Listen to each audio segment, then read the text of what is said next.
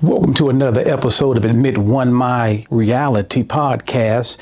I'm Dr. David Jones, the CEO and founder of Wellspring Family Community Institute, and I have the pleasure today of welcoming to the listening audience one fantastic gentleman in the School of Psychology. He has his own institute, none other than Dr. Rick Wallace.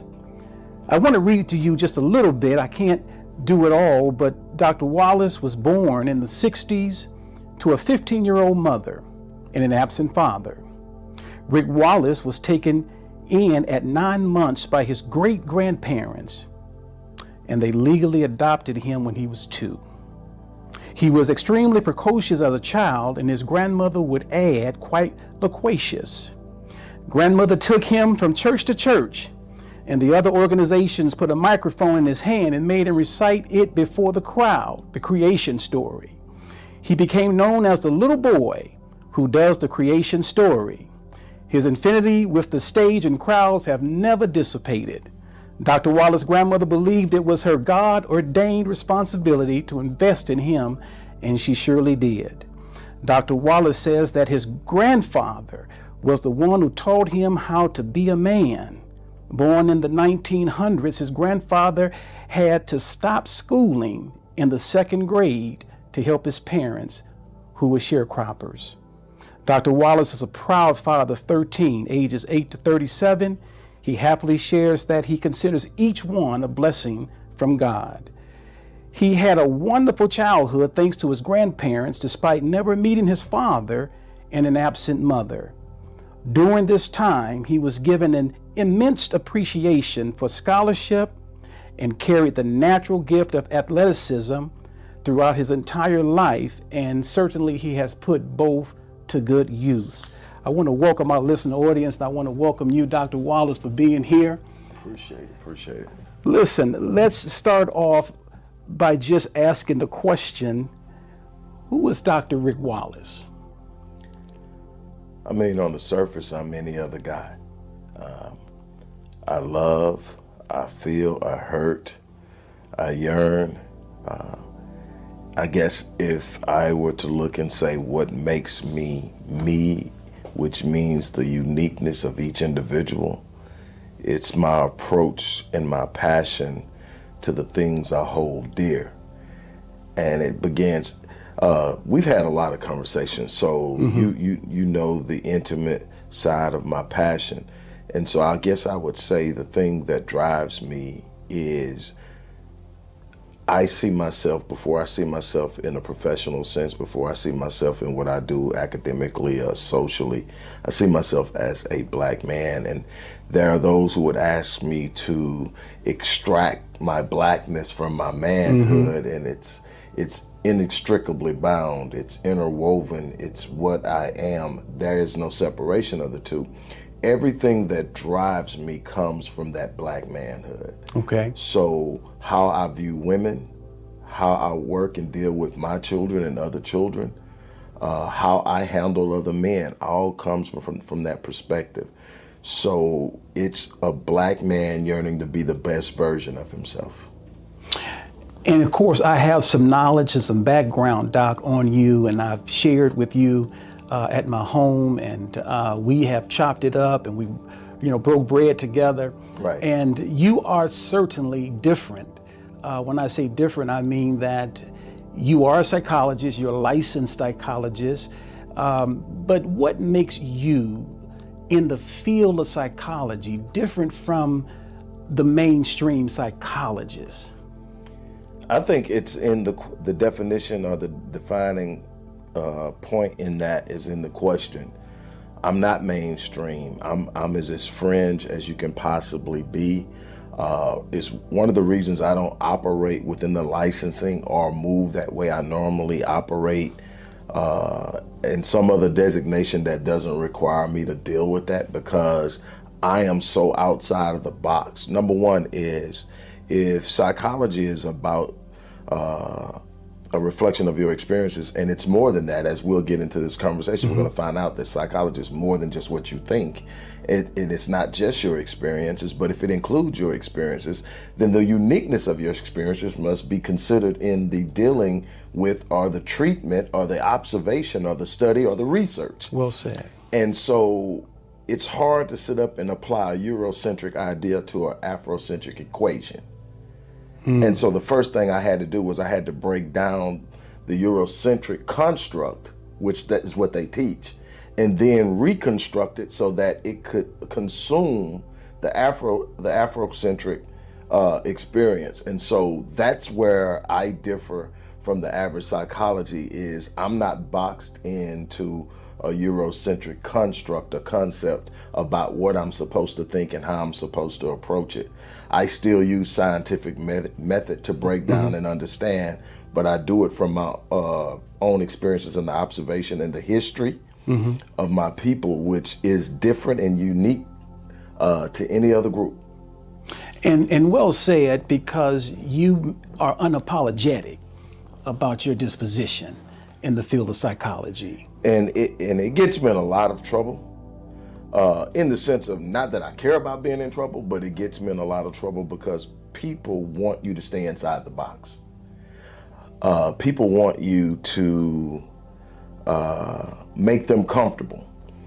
And when we talk about that, there's two sides of that equation. There is the white side of things that say, how dare you challenge the status quo, how dare you challenge years and years of, and it's a direct impugning or attempted conviction on the intellectual genius of black minds like Dr. Amos Wilson, like Dr. Naeem Akbar, those who preceded me, like Dr. Francis Cress Wilson, who preceded me and challenged me. I'm sitting here because of Dr. Francis Cress Wilson. 1985, I walk in from high school, and at that time I'm determining whether I'm going into psychology or law. I knew it was going to be one of the two because I had to be somewhere I could make a difference. And here I flip on the television and Dr. Wilson is on the Phil Donahue show. It's important to understand it in context. 1985 is literally right on the heels of this argument of the black intellectual inferiority, where they are pushing that we're just naturally dumber than they are, and they are naturally smarter than we are, and they are using the IQ construct in order to make that argument.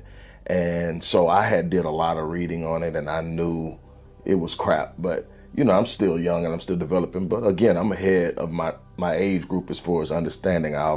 That's been a part of my gift. I think everybody has one.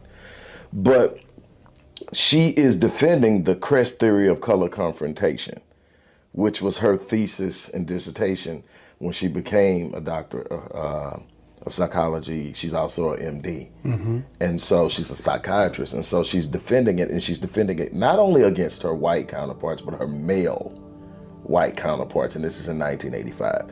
And when I finished watching that, it's psychology, the lawyer thing went out the window, and it's been full steam ahead ever since then.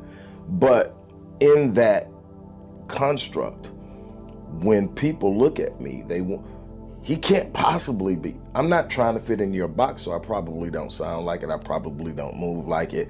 I'm not using your terminology consistently, even though I do use them so that people can make references. But my point is, the people I'm working with are the people I care about. And it doesn't mean I have any animosity towards anyone else. You take care of home first. And so when it comes to that, I'm unapologetic. And I've gotten myself in trouble business-wise because I've had clients come to me who don't look like me.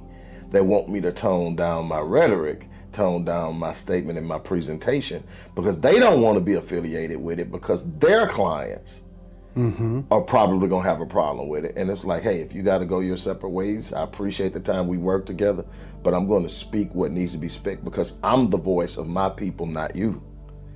And that is just the direct approach I take. And it's an approach that, as I said earlier, when I met you and came to know you not only as a friend, but a scholar, you were so unapologetic with your disposition. And you're well read, you're well researched. What is something that most people don't know about Dr. Rick Wallace? Oh man, if you would ask my ex-wife, she would say that I'm crazy, but in a good way. I mean, we would be sitting up on the sofa and like, I'm the antagonist in the house. But my kids, you have to be on your toes because they'll be recording you. You won't know it. You end up on Snapchat or Instagram or something. So I'm gonna beat them to the punch.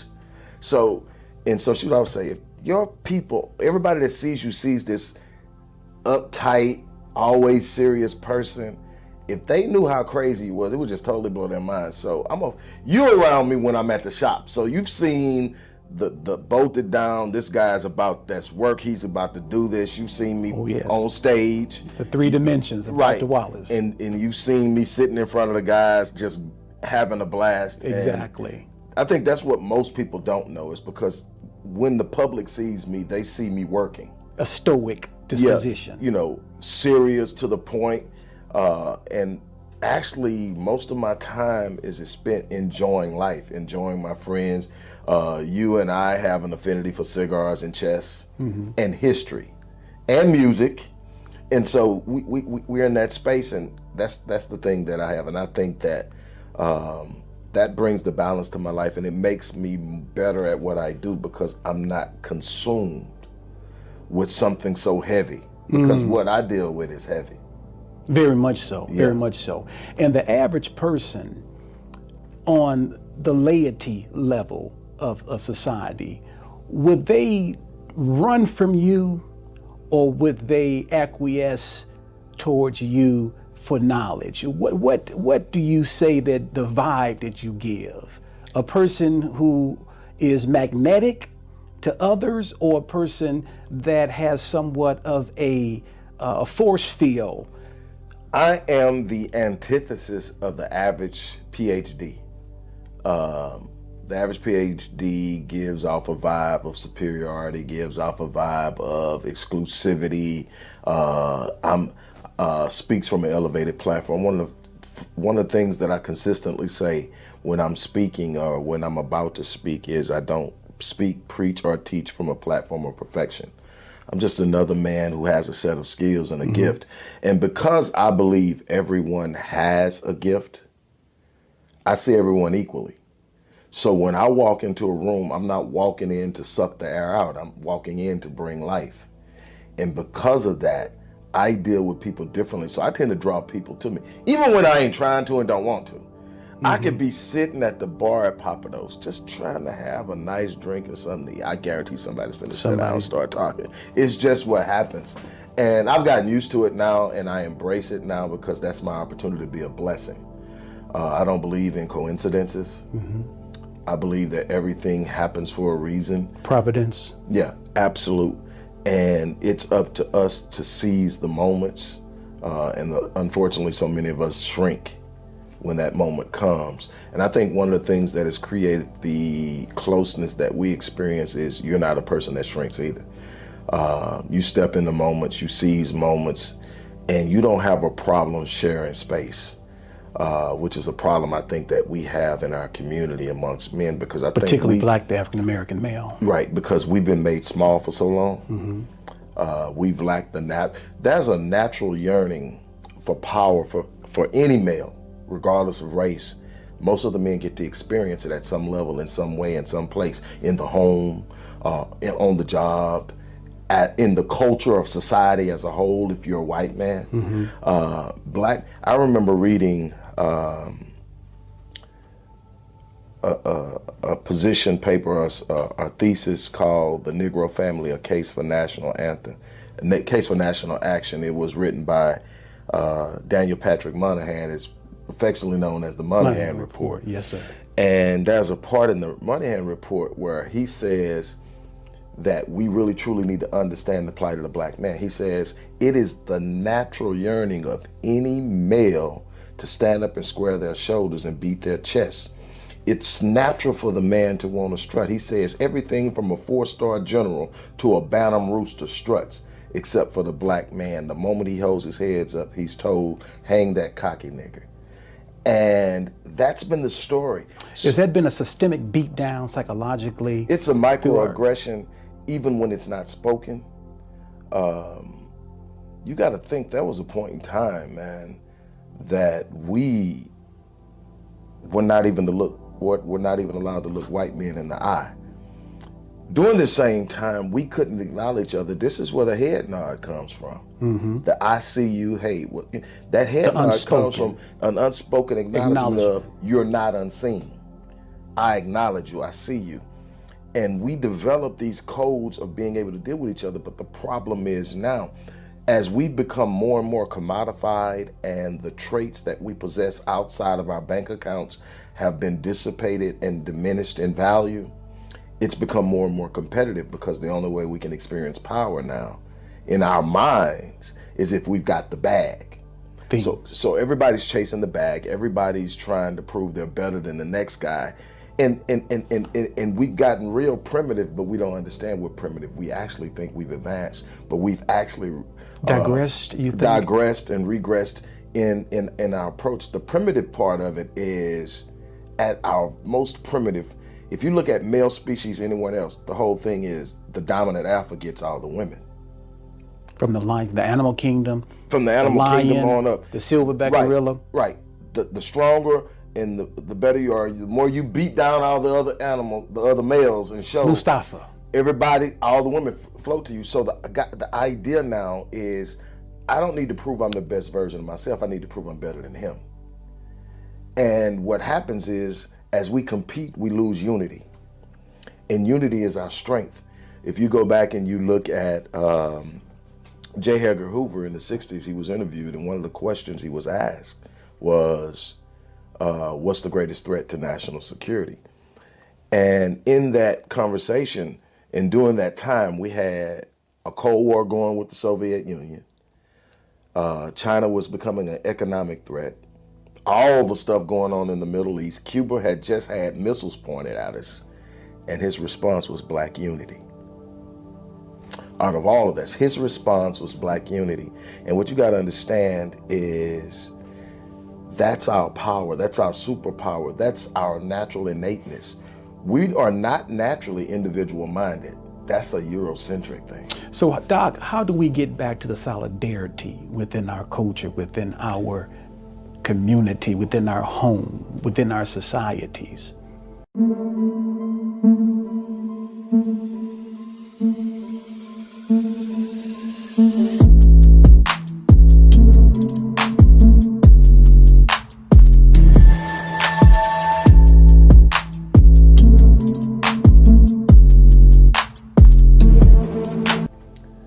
The simple answer is, and I speak on this, I write on this, I created Black Man Lead and a bunch of other things, which is a rite of passage initiative for Beyond Black Men.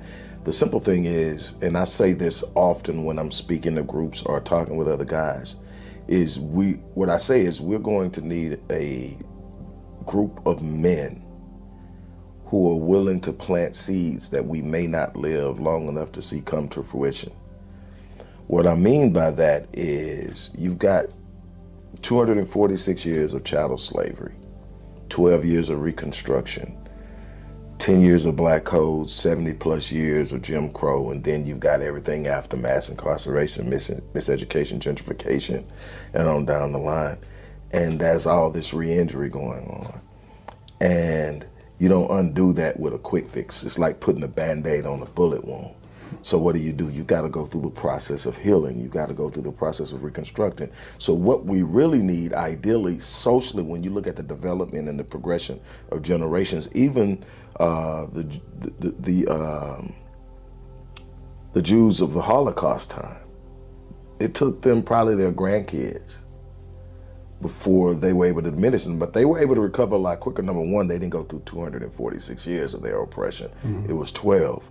But also, they made a concerted effort after realizing that something wasn't right to figuring out what that was and to doing something about it. And we've been in a constant battle of just surviving. So the answer to it is you have to start with a group that's unaffected, our babies. Build an identity in them.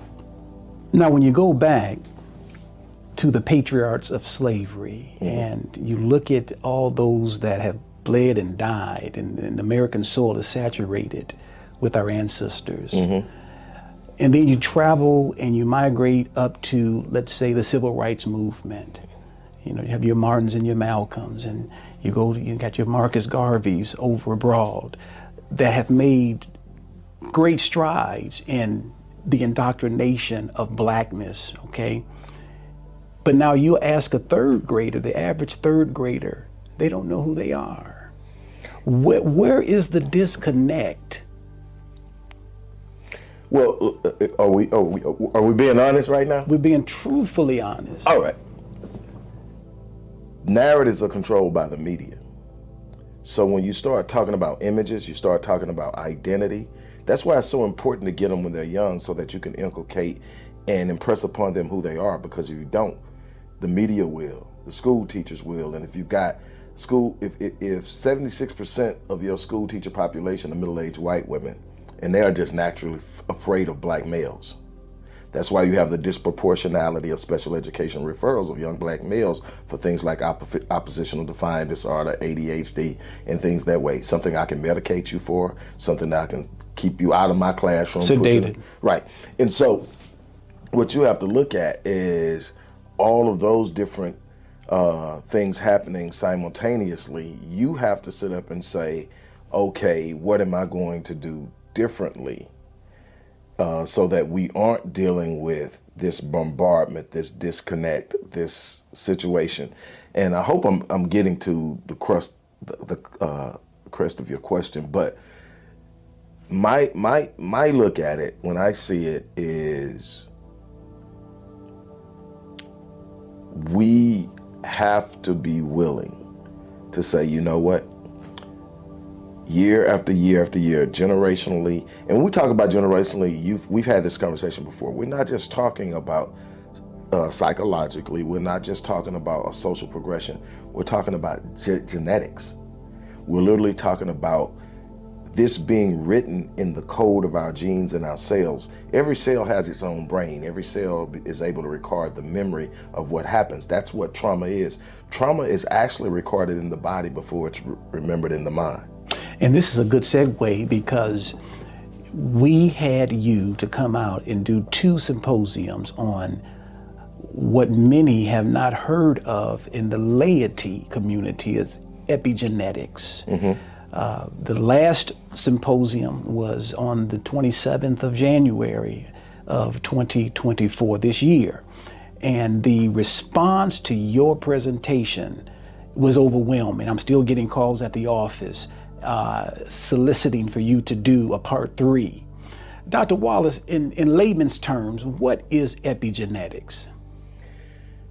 In layman's terms, epigenetics is simply the chemical imprint of an emphatic emotional experience above the gene. So in other words, when you experience something, even something exciting and happy, at an extreme emotional level, there is a chemical reaction. Every time you have an emotion, sadness, happiness, joy, anger, you're creating a chemical response.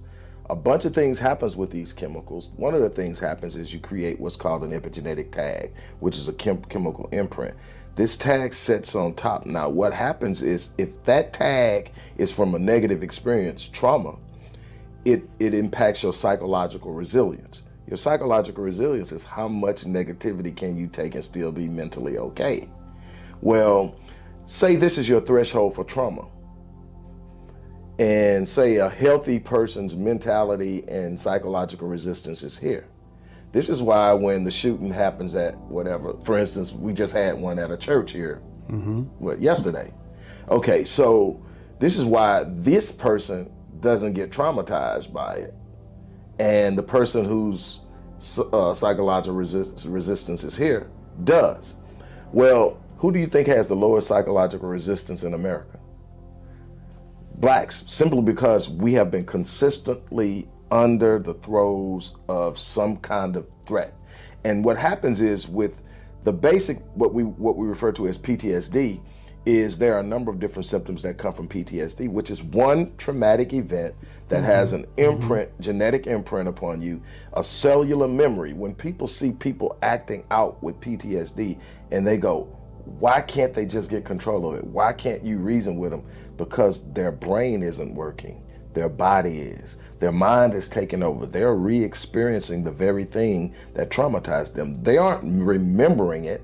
They're reliving it. And it's a completely different thing. When I remember it, I remember everything. I may have a conjured emotion, but when I'm reliving it, the threat is still present. So then I get re-traumatized by the trauma I've already experienced. It's ever present. Yeah.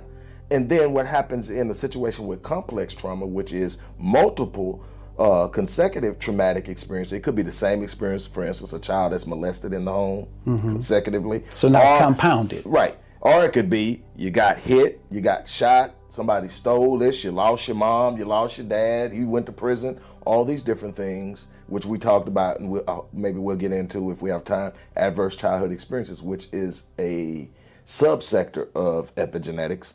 But what happens is, when you've got all that, now you're stacking on top of the original traumatic experience that you never dealt with. So it's like a weakening of one's immune system.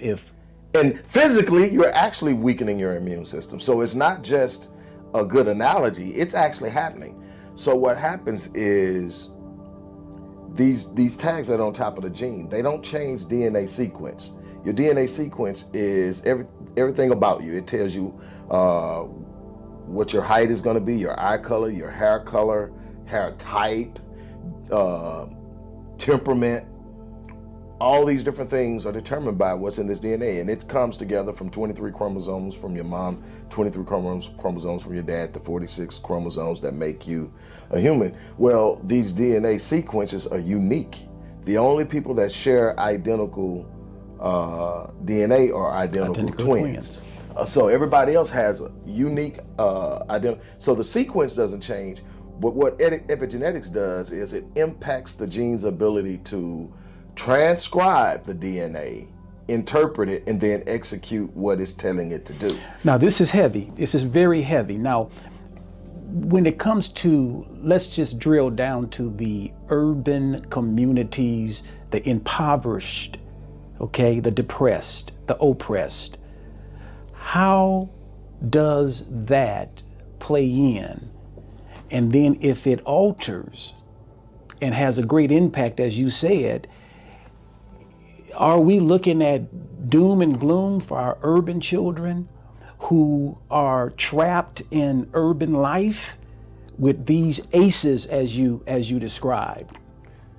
What we are is in a situation where we have to change the environment in order to get a different result. So basically what we're talking about when we talk about epigenetics, we're talking about environmental influences. When we talk about environment, normally most people make the postulation you're talking about what's in the air. You know, what may be in the food. Teratogens. You know, and carcinogens and all of this stuff like that. But when I talk about environment, I'm talking about the level of peace you can experience at any given time versus the level of stress. So you're talking crime. I'm talking about what we call in my field or our field of study is urban hassle. So it includes crime, gang activity, in the inner city, gunshots in the middle of the night, sirens in the middle of the night. In the Midwest, you're talking about L trains running by your building all time night, wall rattling, navigating drug use and gang violence just to get to school and to get home. So you just described the ghetto. Yeah, the hood. And so that environment is as toxic of an environment you can be in. You would rather be living next to a plant, inhaling the fumes from a power plant, than to be consistent. Now the crazy thing is, most of the community is close to the power plant or the hood too, but that's a whole nother story. But it's wild. But actually being in that environment, and we're talking about, let's just say adverse childhood experiences. There are 10. we've gone over them before, but some of the primaries are abuse. So you're talking about physical abuse, sexual abuse, emotional abuse. You're talking about neglect in the same sense. You're talking about parents separating, incarceration. Parents separating. Incarceration is another form of abandonment. Someone in the family being diagnosed with a mental illness. All of these different things are what we call ACEs. Each one of them is considered an ACE. Each one of the things I named, and it's like 10 primaries. Each one is considered ACE. When you get 4 ACEs, these are some of the things that you can look forward to over the course of your life, even after you've come out of that environment. So this is why changing the environment is so important, because the enduring impact of it, even after you come out of the environment. A child with 4 ACEs is 12 times more likely to attempt suicide, 2.5 times more likely to develop ischemic heart disease, the #1 killer in the U.S., 2.5 times more likely to develop some autoimmune deficiency like lupus. Does suicide fit in that equation? Yeah, that's 12 times more likely for suicide. For suicide. And so that's this exponential threat that comes from feeling threatened. So in essence, promiscuity is higher among children with 4 ACEs. Risky behavior outside of promiscuity, always doing something at risk. So sexual risk, just doing things that you would not normally see someone doing because you know it's dangerous.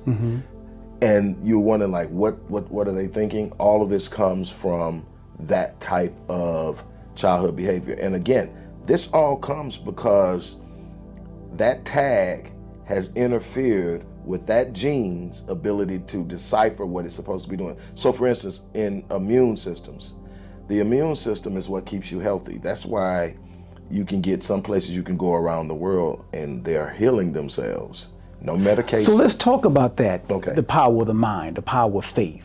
Okay. There is a cliche that I know you've heard throughout the years. I may have been born in the ghetto, but the ghetto's not in me, right? Is that the panacea to exit from this environment, exit spiritually, exit mentally, though you're physically still there? Is that a panacea to alter this imprint? I wouldn't be as strong as to say a panacea because it's so all-encompassing, but I think that you have to have the right mindset. But what I do with my clients, so to speak, is whether it's a performance issue, they're not performing at the level that they feel or know they can, and I'm looking at them and knowing they can, but they're nowhere close to it, or they're coming out of a traumatic experience and they are really truly not living up to their potential because they are all the things that come with PTSD. Well, the thing you want to do is you want to reprogram the mind. As a man thinketh, so is he. And it's real. The healing begins with the mind. That's where the whole placebo effect comes from. It's not what you take, it's what you believe it will do. It's what you believe that works. If I believe something strongly enough, it begins to impact my genetic performance. It begins to impact my cellular performance. And so it's not as much as what I do as what I believe it will do. And that's the explanation for the exception. And when I say the explanation for the exception, the kids that don't get impacted by it, something happens to where they believe I'm one of those kids.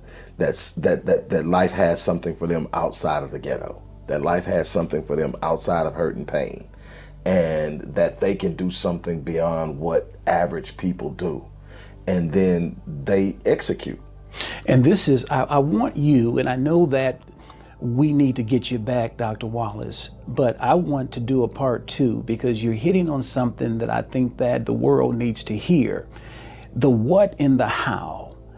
The what is you catapulting yourself outside of the impoverished conditions, where it be your faith, where it be your mindset, where it be your determination to get out, but yet you're in. And then it comes to the how to.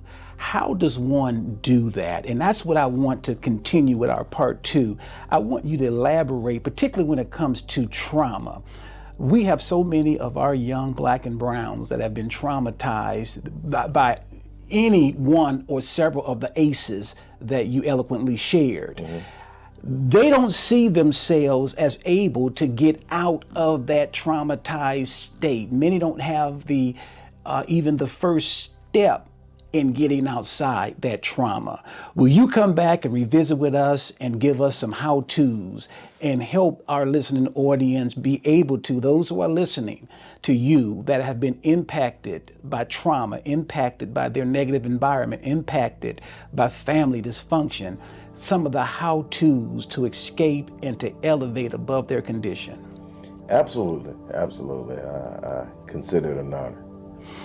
This has been part one of a dialogue with Dr. Rick Wallace. We have enjoyed his presence, his thought, his expertise, and his knowledge. And I want you to tune in as we revisit the trauma and epigenetics, as we continue on the how-tos, how to lift yourself beyond your environment, beyond your negativity, beyond the birth that you've been raised in, that you have settled in and feel that there's no way out. We want you to tune in to part two with Dr. Rick Wallace. Thank you so much for joining in to Admit One, My Reality podcast.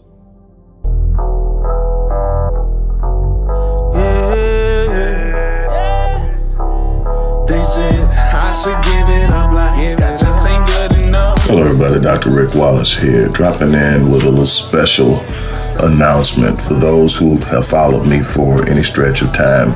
You know, outside of the businesses that I run, like Myriad Business Solutions, the Epigenetics Institute, Odyssey Media Group, I also do a great deal of work inside of the inner city communities in Houston, Dallas, and other areas. I'm asking now, as we push a fundraiser, that you support what the Odyssey Project is doing in the inner cities, especially with programs like Black Men Lead, which is a rite of passage initiative, and Restoring Ghetto's Forgotten Daughters, which is a program focused on helping young girls, but boys as well, suffering from childhood sexual abuse, rape, molestation, domestic abuse, absentee fatherhood, and so many other things. The information will be in the box. Thank you.